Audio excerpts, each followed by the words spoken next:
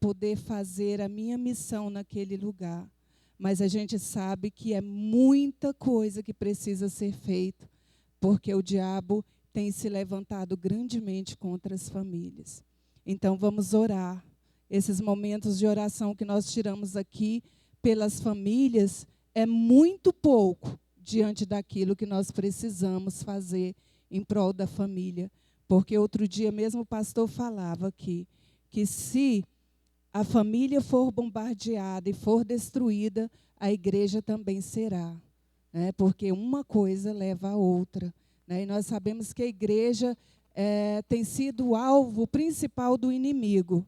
E quando atinge a família, também atinge a igreja. Vamos orar. Nessa noite, eu gostaria de convidar os irmãos para que nós pudéssemos meditar na palavra. Domingo, quando o pastor me fez esse convite, eu havia falado para ele que eu queria algum tempo para poder ter um tempo diferenciado com Deus. Mas ele já havia feito alguns convites, e no domingo, quando ele me convidou para estar aqui nesta noite, eu falei para ele assim, pastor, eu estou estudando muito, eu tenho alguns compromissos esses dias, que não deixa de ser verdade. Eu estou prestes ali a receber uma sala multifuncional para trabalhar com crianças com necessidades especiais. E estou estudando muito. E aí, quando eu fui saindo da igreja, eu não passei daquela porta ali, o Espírito Santo falou para mim assim, volta, vai lá, não coloca isso como empecilho. E eu voltei assim, meio desconfiadinha, e falei para o pastor, tá, pastor, tudo bem. E aí, o Senhor me deu um tema para trabalhar com os irmãos, meditar na palavra nesta noite. E eu gostaria que esse tema que nós vamos meditar é um tema simples, não é um tema complicado, é um tema que a igreja conhece muito bem, mas que nesta noite nós precisamos voltar. Outro dia eu pude conversar com o meu pastor, e ele falando para mim, irmã Vilma, o maior problema das pessoas hoje é porque elas estão complicando demais a palavra do Senhor. E a palavra do Senhor, ela é muito simples, ela não é difícil, é só nós prestarmos atenção naquilo que Deus quer nos falar através da sua palavra, que nós entendemos o agir de Deus na nossa vida. E essa é uma verdade. Nós, muitas vezes, deixamos de ouvir a palavra do Senhor, deixamos de entender a palavra do Senhor, porque nós complicamos muito e não conseguimos entender aquilo que Deus tem para nós. Eu gostaria que os irmãos abrissem a palavra no Salmo 139. Gostaria de pedir uma ajudinha aqui para o meu esposo, que eu não estou conseguindo aqui abrir a página inicial. Salmo 139. Liga e desliga de novo para mim, que eu quero aquela página que entra todos os ícones. Vamos ler a palavra do Senhor. A minha Bíblia, ela vai trazer uma versão um pouco diferente da versão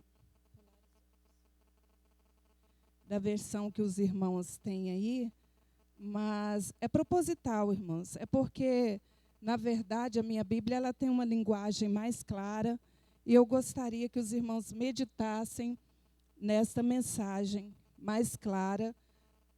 É a mesma palavra, apenas vamos usar a imagem, a tradução diferente. Salmo 139. Projeta para mim, Maciel, por favor.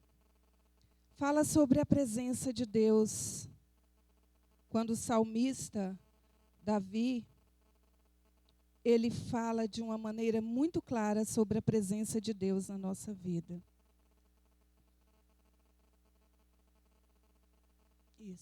Isso mesmo, obrigada.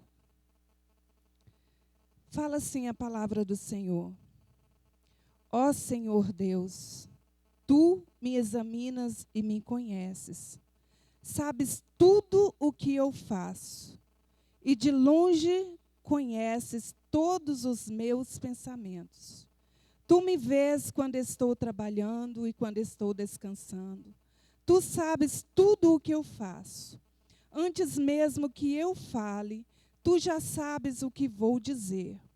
Estás em volta de mim por todos os lados e me proteges com o teu poder. Eu não consigo entender como tu me conheces tão bem. O teu conhecimento é profundo demais para mim. Aonde posso ir a fim de escapar do teu espírito? Para onde posso fugir da tua presença? Se eu subir ao céu, tu lá estás. Se descer ao mundo dos mortos, lá estás também.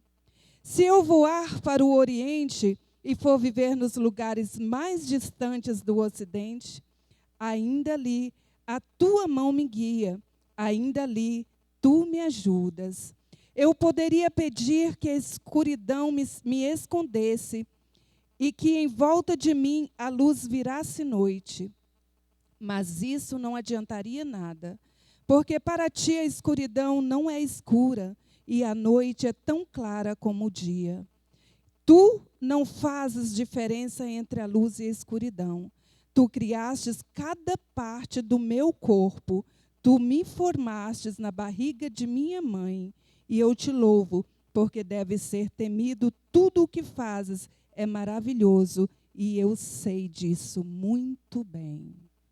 É um salmo muito maravilhoso, onde fala da forma tão maravilhosa pela qual Deus nos conhece. Conhece como ninguém. O Senhor nos conhece melhor, até mesmo do que nós mesmos nos conhecemos. E é sobre isso que nós vamos falar nesta noite, né, nesses momentos que nós vamos ter aqui. Nós vamos falar da importância do autoconhecimento para o crescimento espiritual, baseado no Salmo 139. Mas o que tem a ver o Salmo 139 com o autoconhecimento? Quando eu falo de autoconhecimento, eu estou falando que eu preciso me conhecer. O que tem isso a ver? Nós vamos descobrir a importância do meu autoconhecimento diante daquilo que Deus fala no Salmo 139. Autoconhecimento. Você já perguntou para você mesmo se você se conhece? Se você conhece verdadeiramente o seu caráter, aquilo que você é na sua essência? Você verdadeiramente se conhece? Então, hoje nós vamos meditar sobre isso. Quem sou eu verdadeiramente? Que diferença isto vai fazer na minha vida espiritual? O fato de eu me conhecer, que diferença isso vai fazer na minha vida espiritual? Nós vamos ver que o conhecimento do caráter cristão implica no crescimento espiritual. Se eu não me conhecer, se eu não tiver essa disponibilidade de buscar um autoconhecimento, nós vamos observar que se eu não procurar me conhecer, dificilmente eu vou ter um crescimento espiritual. Porque autoconhecer implica no caráter. No caráter. E o caráter, quando nós pegamos uma definição de caráter, nós observamos, pode passar, nós observamos que o caráter, a definição seria assim, são as características próprias do nosso temperamento, da nossa personalidade. Nossas qualidades e defeitos, elas são inerentes ao nosso caráter e envolve também ética e moral. Isso é o caráter do ser humano. Mas esse caráter, ele é expresso nas minhas atitudes, na forma em que eu vou agir no meu dia a dia, com os meus amigos, na sociedade, eu vou expressar o meu caráter. Mas aí nós vamos falar sobre o caráter cristão. Pode passar, Maciel, mais uma aí, tá? Sobre o caráter cristão. Qual é a diferença do caráter cristão para o caráter do homem natural. Vou precisar entender isso para que eu possa viajar, buscar o meu autoconhecimento, para que eu possa mudar a minha vida como cristão que sou. O caráter cristão, ele é tudo isso que fala sobre o caráter, sobre a moral, sobre a ética, mas ele é ainda mais criterioso, porque ele é intrínseco, ele precisa ser intrínseco ao cristão. E o caráter cristão, ele vai falar do caráter humano, das qualidades, das ações exteriores, mas vai falar também da nossa situação espiritual. Então, agrega, além de tudo isso que nós vamos ver como caráter, vai agregar também a situação espiritual no caráter do cristão. Aí o caráter cristão é mais abrangente. Ele seria como? Como seria esse caráter cristão? É como um raio-x. Porque o caráter cristão, ele nos vê por dentro, irmã Jane. O caráter cristão, ele revela aquilo que você é por dentro. E aí é onde nós precisamos entender aquilo que somos verdadeiramente. A verdadeira essência do nosso caráter.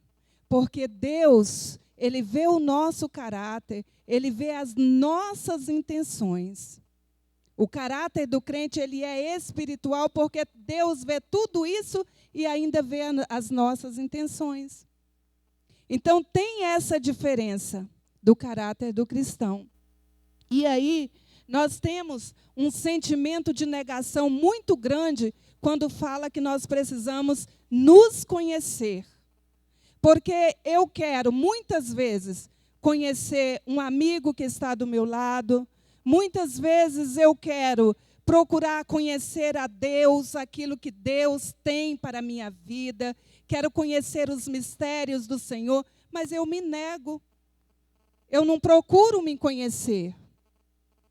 E aí, será que eu vou alcançar? Será que é tão importante assim? Porque, primeiramente, eu preciso me conhecer. E essa viagem que eu preciso fazer para dentro de mim, para me autoconhecer, vai fazer toda a diferença na minha vida cristã. É isso que vai fazer a diferença na minha vida cristã. E não é fácil. Se autoconhecer é uma das coisas mais difíceis que existe. Porque, primeiramente, para eu me autoconhecer, eu preciso acreditar que eu preciso de mudança na minha vida. Eu preciso conhecer as minhas falhas, eu preciso reconhecer as minhas falhas e eu preciso mudar diante daquilo que eu estou conhecendo. E isso muita gente não aceita.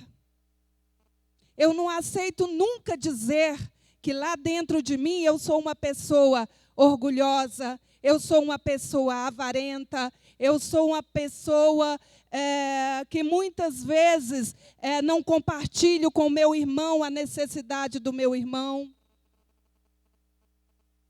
E a igreja ela está cheia disso. Por quê? Porque nós não paramos diante da realidade de que nós precisamos buscar o nosso autoconhecimento. A palavra do Senhor, em Filipenses 4:8, Paulo vai falar sobre isso. Que é impossível a gente querer mudança, crescimento, sem antes buscar e ultrapassar as nossas limitações. Você já parou para pensar por que muitas vezes a gente não recebe de Deus alguma coisa que nós estamos esperando há muito tempo? É porque o Senhor, a palavra do Senhor no Salmo 139, fala que Ele nos sonda e nos conhece. O Senhor, Ele nos sonda e nos conhece. Ele sabe no meu íntimo, melhor do que eu mesma, que eu preciso de mudança. que eu preciso de mudança. E eu me nego. Precisamos ser realistas diante disso. Eu me nego a acreditar que eu preciso de mudança. É muito mais fácil eu querer ver em um irmão os erros dele do que querer ver em mim mesma. Se eu parasse para apontar os erros de algumas pessoas aqui, seria a coisa mais fácil do mundo. Mas eu não paro nunca para olhar os meus erros e os meus defeitos. É uma autonegação que parece ser natural. E muitas vezes o inimigo se prevalece disso para que não haja crescimento espiritual na nossa vida. Porque se eu não me conhecer, se eu não buscar a fundo aquilo que eu preciso mudar na minha vida, eu nunca vou mudar. Eu vou ver os defeitos dos outros, vou olhar para as outras pessoas, aquilo que está errado nas outras pessoas, mas nunca vou olhar para mim. Porque eu vou estar sempre negando que eu sou um cristão imperfeito, um cristão às vezes mesquinho. Mas é fácil ver o dos outros, o que está na vida dos outros, né? Querer conhecer o irmão é muito mais fácil do que querer conhecer a si próprio. E, diante dessa situação, muitas vezes a gente não para pensar que eu preciso mudar para que eu possa alcançar as bênçãos do Senhor para a minha vida. Paulo fala lá em Filipenses 4:8. Se tiver alguém que possa ler para nós, em Filipenses 4:8.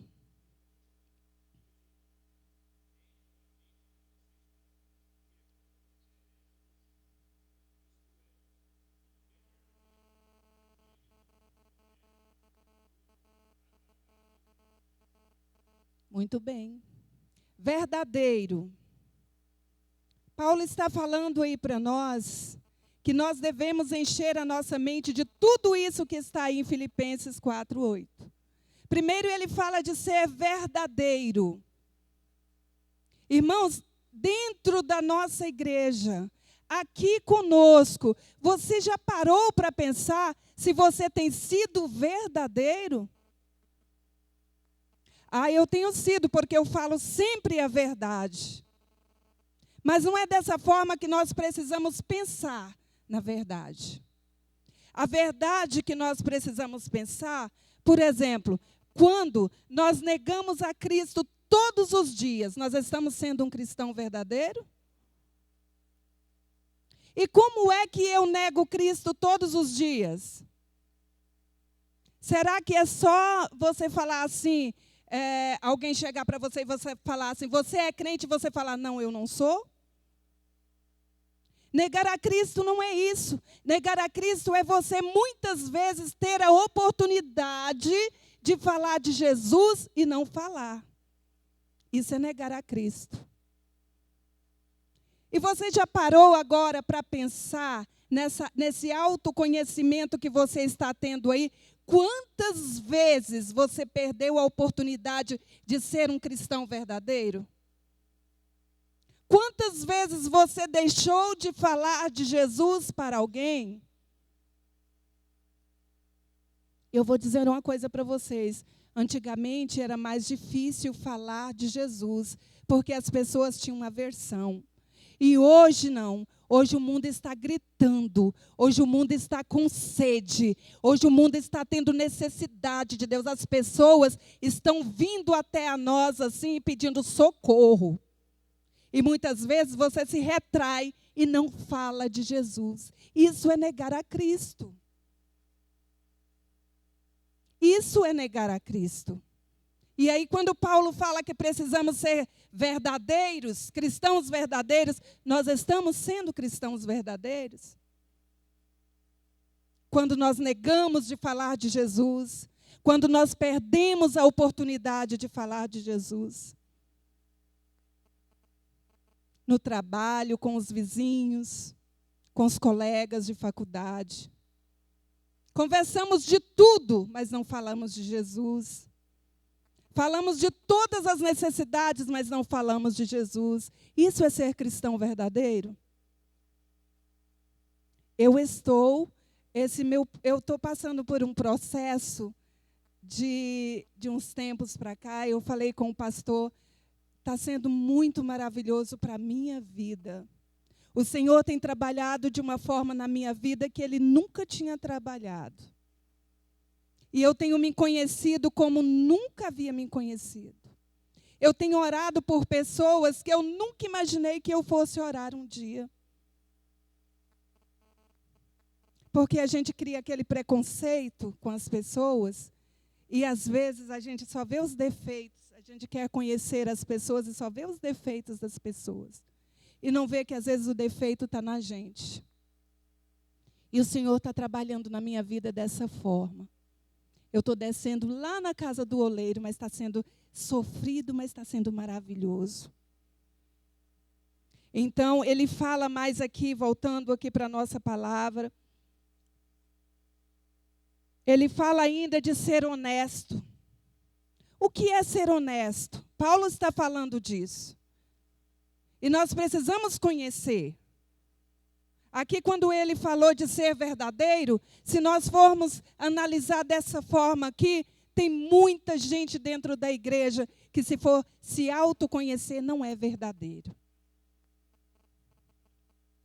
Se nós formos olhar aqui, quando Paulo fala de honestidade, ser honesto, será que eu estou sendo honesta comigo mesma? Com o meu irmão? Será que eu estou sendo honesta com o Senhor? Você já parou para pensar se você tem sido honesto? Eu sou honesta comigo mesmo quando prefiro seguir as tendências que o mundo dita do que ser aquilo que eu sei que eu preciso ser? Eu estou sendo honesta?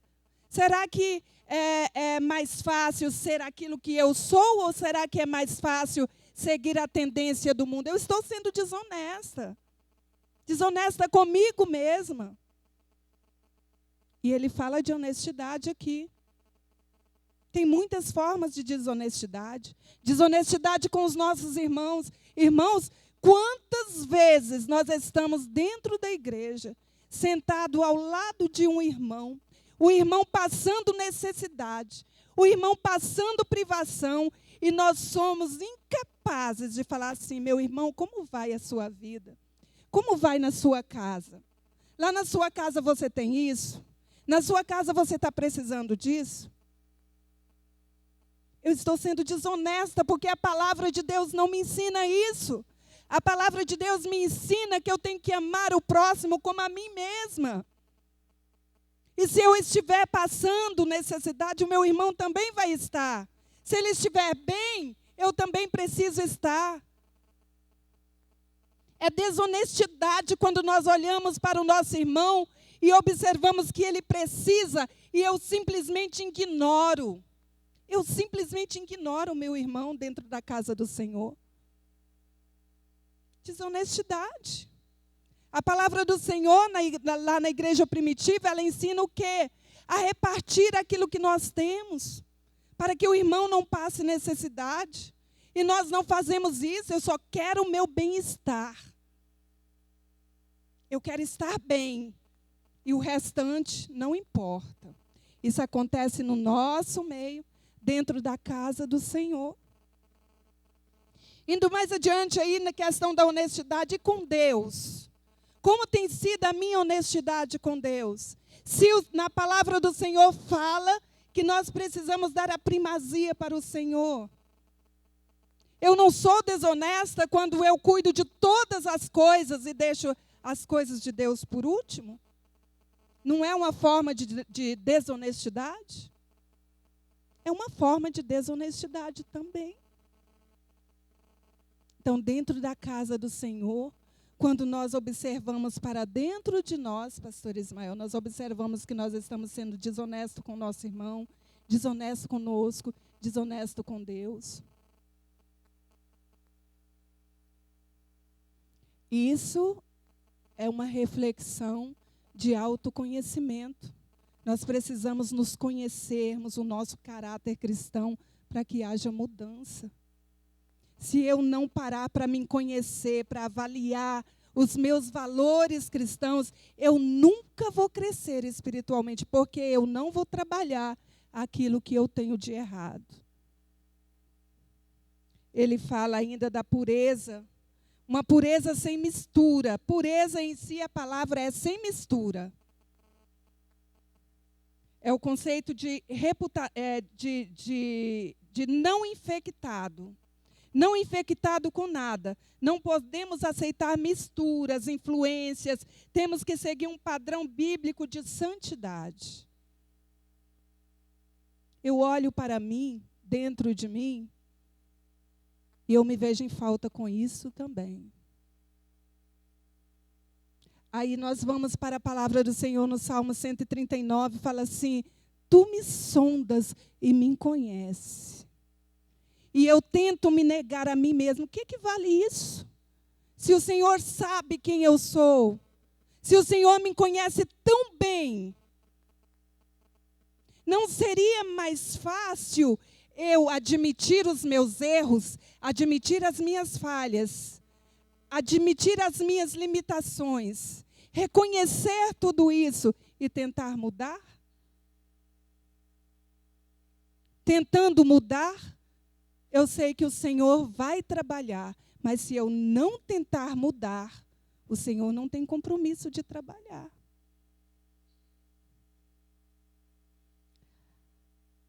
Aí, essa é a parte que Paulo fala. Mais adiante, nós encontramos na Bíblia Sagrada que vai falar sobre essas questões também, aquela parte do nosso interior que ninguém, entre aspas, vê, porque o Senhor vê. Salmo 139 diz que Ele vê.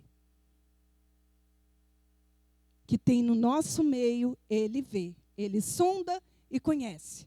Não adianta fugir, Ele sonda e conhece. Pode até negar, você pode até negar aquilo que você é, mas o Senhor te conhece. Aí nós vamos lá e observamos que tudo isso é muito importante. E quando o Senhor quer trabalhar na vida da pessoa, Ele precisa dar lugar para que o Senhor trabalhe.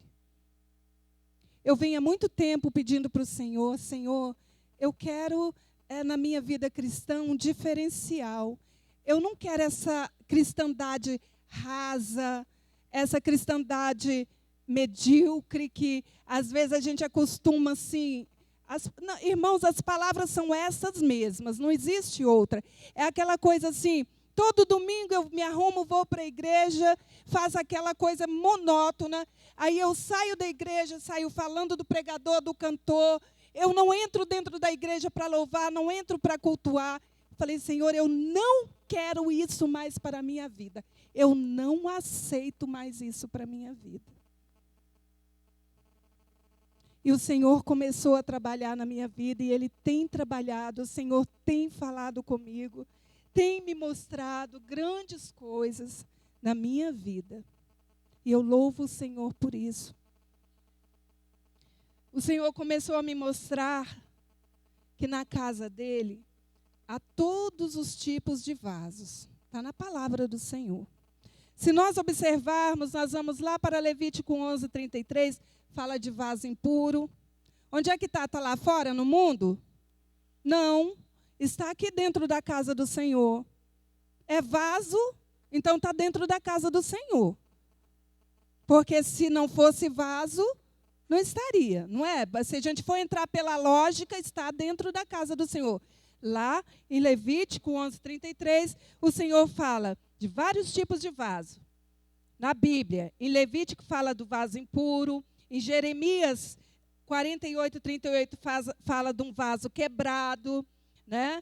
Em Oséias 8:8 fala de um vaso que não tem prazer.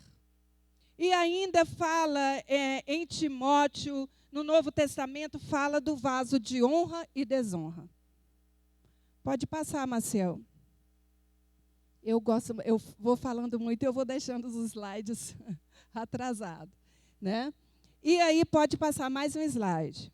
E aí, quando chega nessa questão do vaso, o Senhor fala em 2 Timóteo 19:21, quem tiver a palavra aí, que achar mais fácil. 2 Timóteo 19, 21, o Senhor fala que dentro da casa dele tem todos os tipos de vaso, de honra e de desonra, mas que a escolha é do vaso. Veja só a interpretação. Alguém encontrou? 2 Timóteo 19, 21. Se não me engano, é isso, pastor. Não. O senhor encontra aí para mim, eu acho que eu anotei aqui errado. 2 Timóteo fala do vaso de honra e desonra. Mas vamos seguindo aqui. Depois, os irmãos quiserem, eu passo a referência para os irmãos. Lá fala que a escolha do vaso, ela é nossa. Pastor, eu posso ser um vaso de honra ou um vaso de desonra. Dependendo daquilo que eu quiser ser. É 2 Timóteo, essa referência. Se o senhor encontrar aí, pastor. Aí, para ser vaso de honra, primeiramente é necessário cuidar da matéria-prima do vaso. Não é isso? É preciso que a matéria-prima do vaso seja de qualidade. 2, pastor?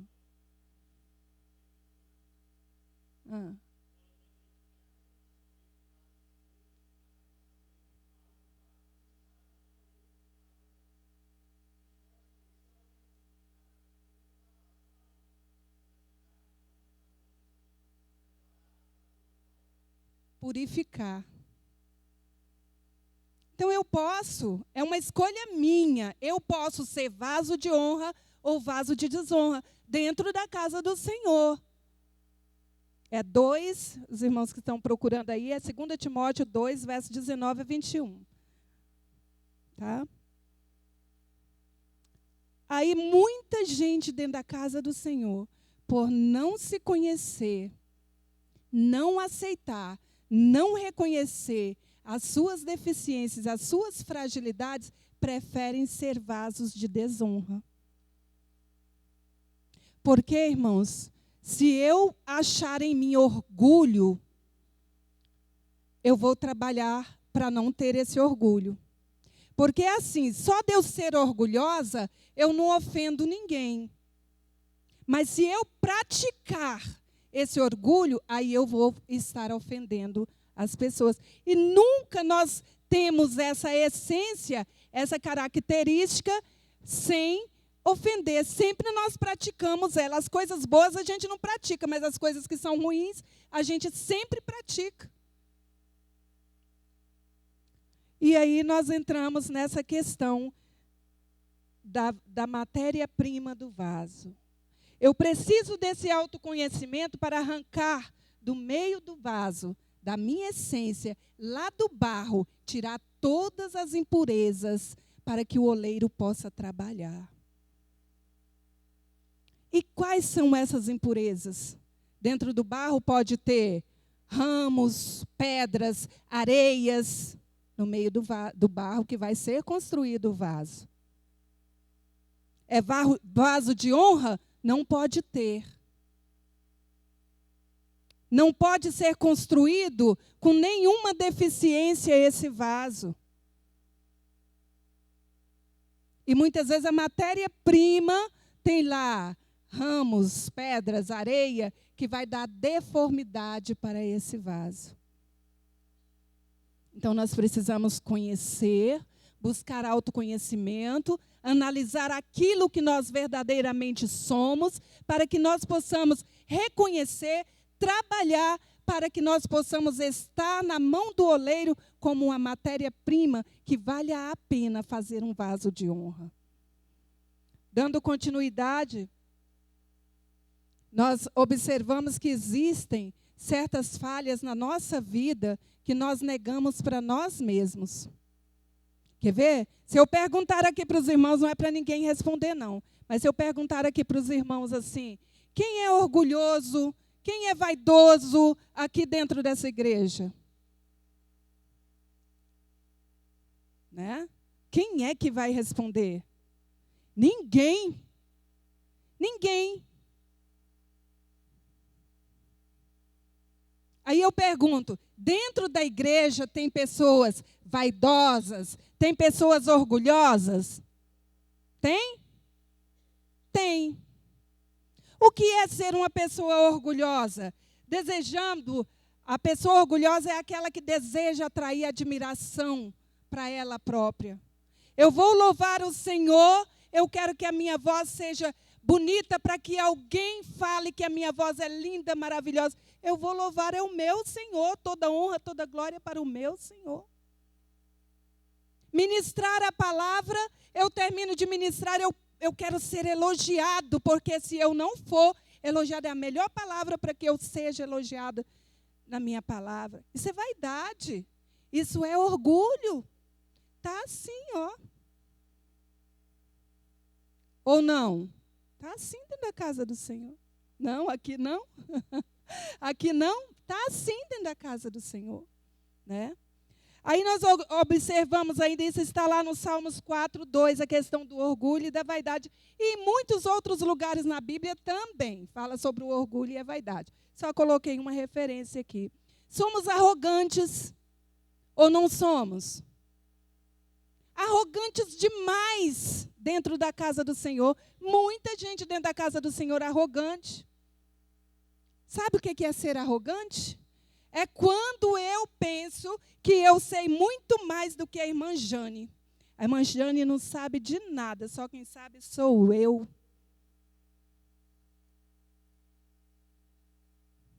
O que é isso? É arrogância, não é? Eu posso até não falar para a irmã Jane que ela não sabe de nada, mas lá dentro de mim eu falo assim, nossa, o que é isso? Irmã Jane querendo dar pitaco aqui, quem sabe sou eu.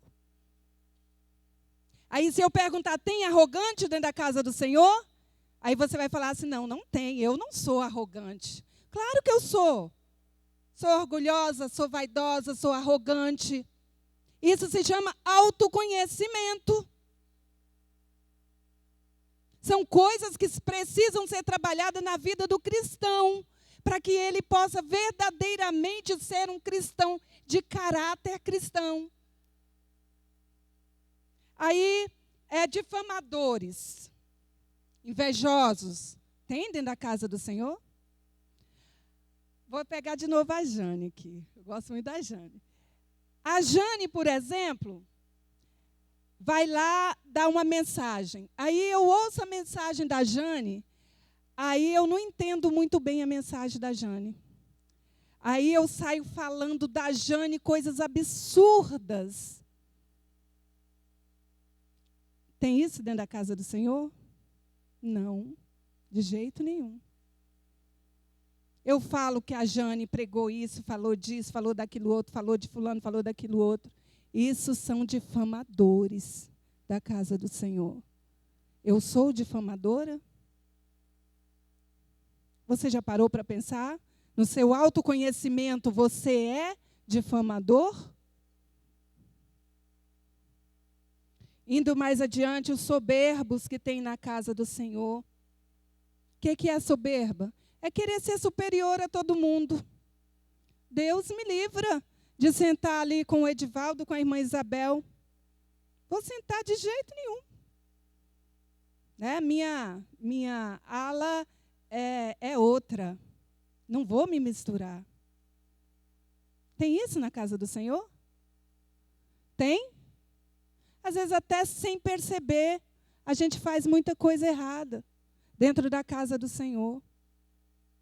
Difamadores, invejosos, arrogantes, soberbos, orgulhosos, vaidosos, tudo isso nós somos. E nós negamos todo dia. Se for perguntar, ninguém assume aquilo que você é. E isso precisa ser trabalhado, porque enquanto não for trabalhado, o Senhor não vai melhorar a sua condição de cristão.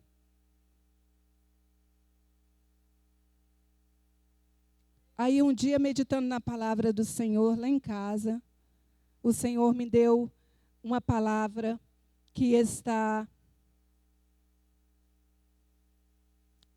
registrado em Romanos 9:21. O oleiro tem poder sobre o vaso. Eu estava assim, irmãos, só os cacos. Você sabe aquela resposta imediata que Deus te dá assim, na hora? Eu estava ruinzinha. E eu comecei a chorar, a orar, chorando, orando, não sei o que eu fazia mais. Aí veio essa palavra: o oleiro tem poder sobre o vaso. E eu entendi. Eu entendi naquele momento que eu estava descendo para a casa do oleiro. E só quem desce verdadeiramente para a casa do oleiro é que sabe o quanto isso dói. Não é fácil, não. Se você acha que a casa do oleiro, do seu oleiro, é subindo, está errado. A casa do seu oleiro é descendo. E isso dói. Isso faz você sofrer, porque você vê muitas coisas que não poderia ser. Você começa a analisar a sua vida e você chega à realidade que você precisa mudar. E mudar não é fácil, irmãos. Eu quero saber quem aqui que falou assim, eu vou mudar a minha vida, e falou assim, isso é a melhor coisa do mundo, é você mudar. Mudar o seu caráter, mudar a sua personalidade. Não é fácil. Descer para a casa do oleiro é uma das coisas mais difíceis que eu já vi. Descer para a casa do oleiro é você orar por pessoas que você não quer orar. É você tentar se consertar. É você tentar parar de falar mal dos seus irmãos. É você parar de ser orgulhoso, invejoso.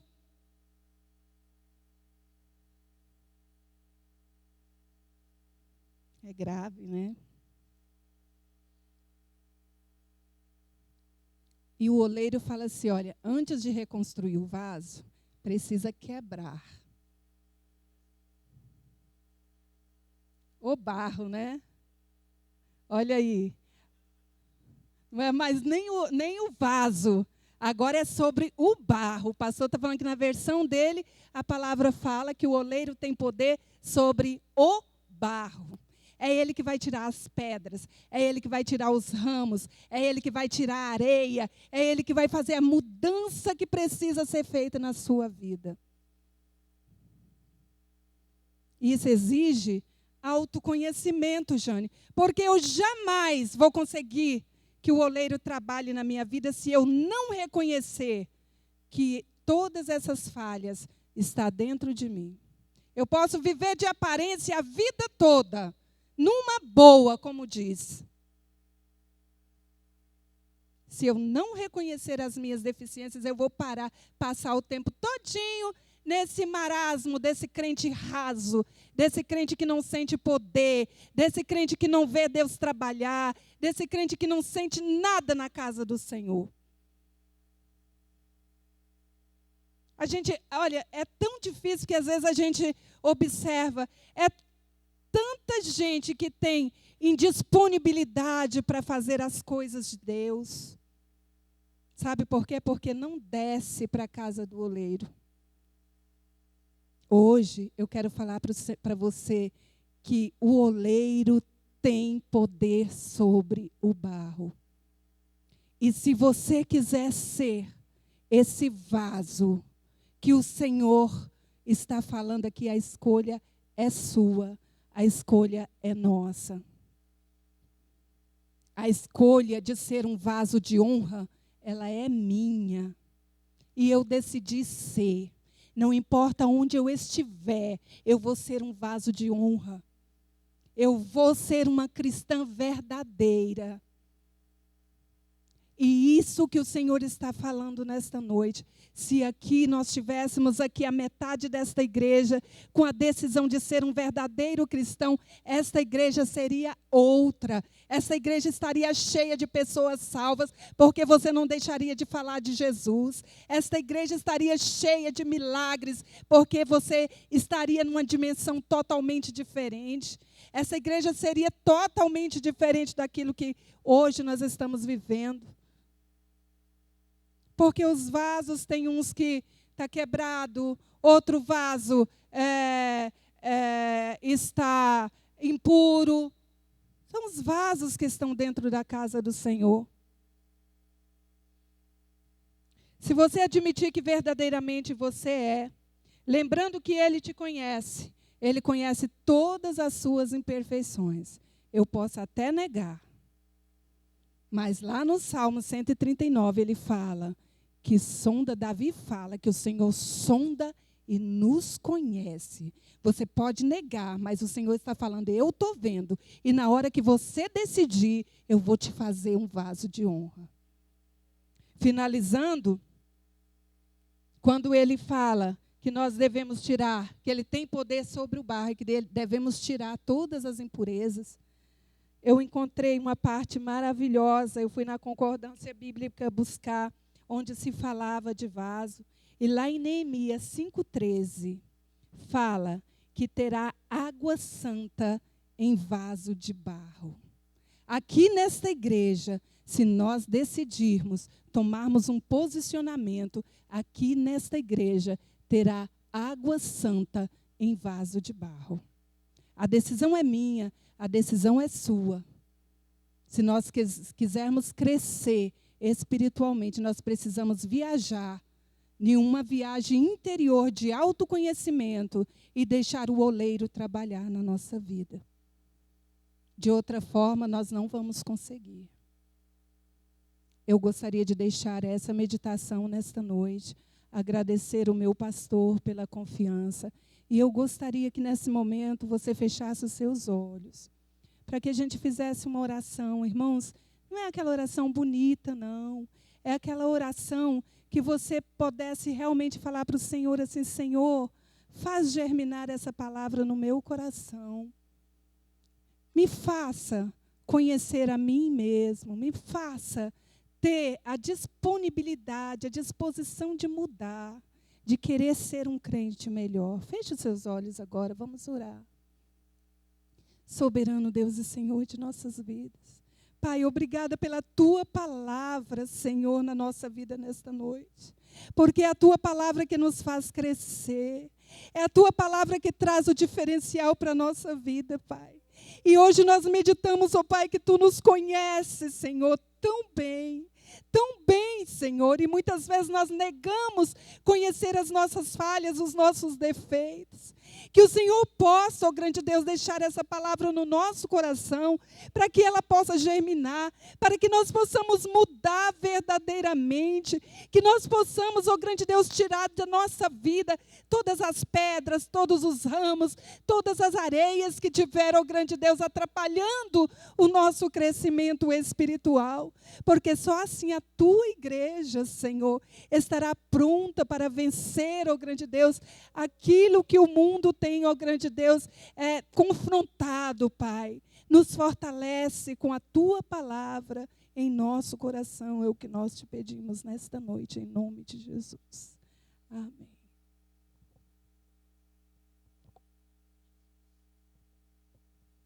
Glória a Deus. Amém, meus irmãos. Eu recebo essa palavra no meu coração nessa noite. Eu sei que Deus tem nos inquietado para o grande desafio de ser verdadeiramente discípulos. E isso não é fácil. Domingo à noite, enquanto eu falava sobre oração, sobre dobrar na presença de Deus, naquele dia o Senhor me ocorreu que a nossa única saída é conhecer a palavra e nos dobrarmos na presença do Senhor com muita oração, porque só o Espírito Santo de Deus pode nos dar força para mudar.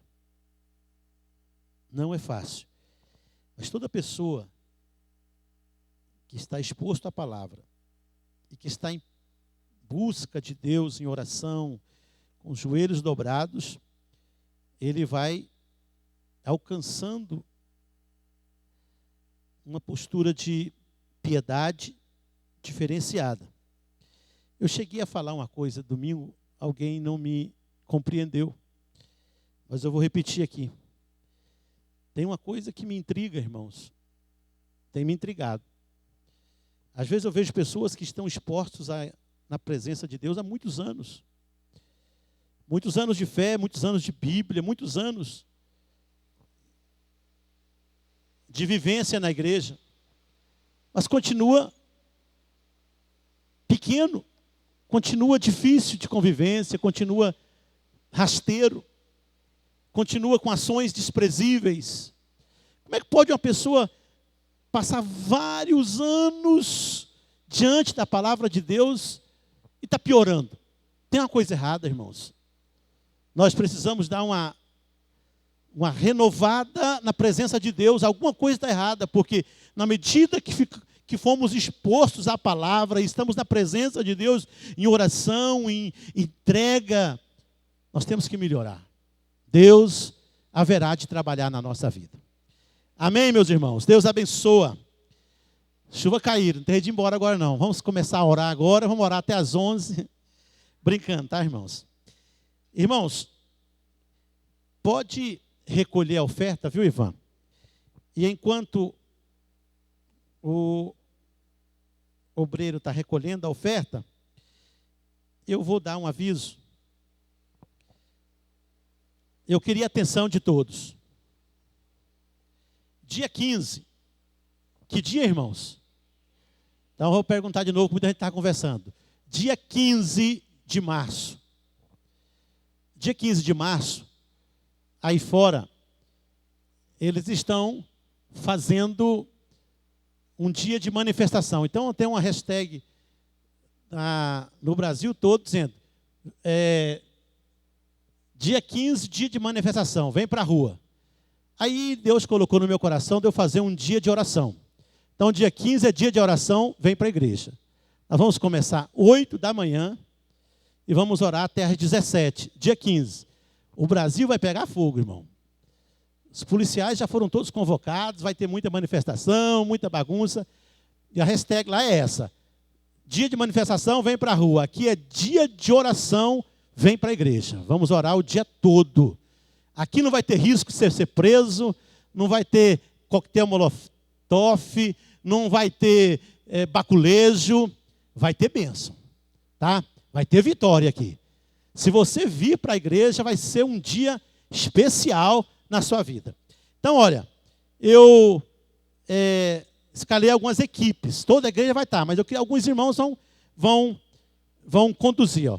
A presbítero Jefferson vai conduzir das 9 às 11, porque é a hora da oração, da escola dominical. Então tem que ter um período de oração. Pega aqui, rapaz.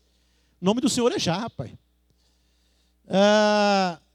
Das 11 às 12, o Joab e a juventude. Pega aqui, Nath. Quem está aí? A Nath. Das 12 às 13, Ministério de Intercessão. Missionária Jane. Vamos, missionária. O nome do Senhor é já. Vocês não estão olhando para mim, gente. Misericórdia. Das 13 às 14, pastor Ismael. Vamos, pastor. Maravilha. Glória a Jesus. Das 14 às 15, missões. José está aí? Não está? Pois eu passo. Das 15 às 16, o MADEP. Tem alguém da MADEP aí? Nenhuma das líderes? Mas pega aqui, Ferreira, coordenadora das mulheres. Pega aqui. Elas vão. Eu vou falar isso mais dias, mas já estou colocando aqui para vocês formar as equipes. Não é para vir cá pregar, não, irmãos. É orar, tá? Não significa que não pode dar uma palavra? Pode sim.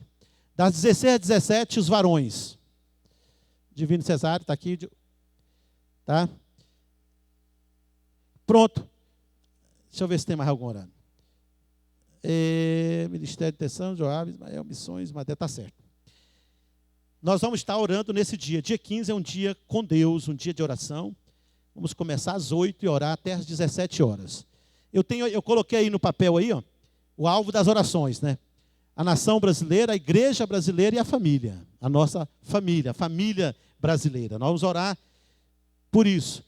Eu não sou completamente contra as manifestações, não, irmãos. Eu sei que tem risco lá, mas a manifestação ela pacífica, ela é uma bênção. Não, esses governos, esses governantes e políticos aí, às vezes só tomam posição mediante uma manifestação. O problema é que existem no meio dos verdadeiros manifestantes, os badeneiros que causam confusão, e aí se torna um perigo tremendo. E como eu sei que você não vai querer pintar a cara aí, então pega a Bíblia e pinta o coração aqui de sangue, aqui na presença de Deus durante o dia. Vamos estar orando ao Senhor. Amém, meus irmãos? Deus abençoa. Olha, amanhã, 4 da tarde, tem a tarde da bênção. É um trabalho completamente diferente, oração, imposição de mãos, enfermos. Se você quiser abençoar alguém, vem para cá. Nós estamos aqui, quando eu posso, eu participo. É muita oração, muito clamor, muita unção, tá? 4 horas da tarde amanhã. E quinta-feira, a segunda reunião da nossa campanha, a primeira campanha de 2015, resgatando os valores da família. Sábado nós vamos ter de manhã aqui uma feijoada. Então sábado, não almoça em casa, vem almoçar aqui na igreja. Olha, a feijoada mista é R$7. Se você quiser só a feijoada, você pode comprar a feijoada por R$10 e fazer o arroz lá na sua casa, tá bom? Tá lá já, ó. Eles mandam eu ler, mas põe lá, tá vendo? Cadê a Lohane?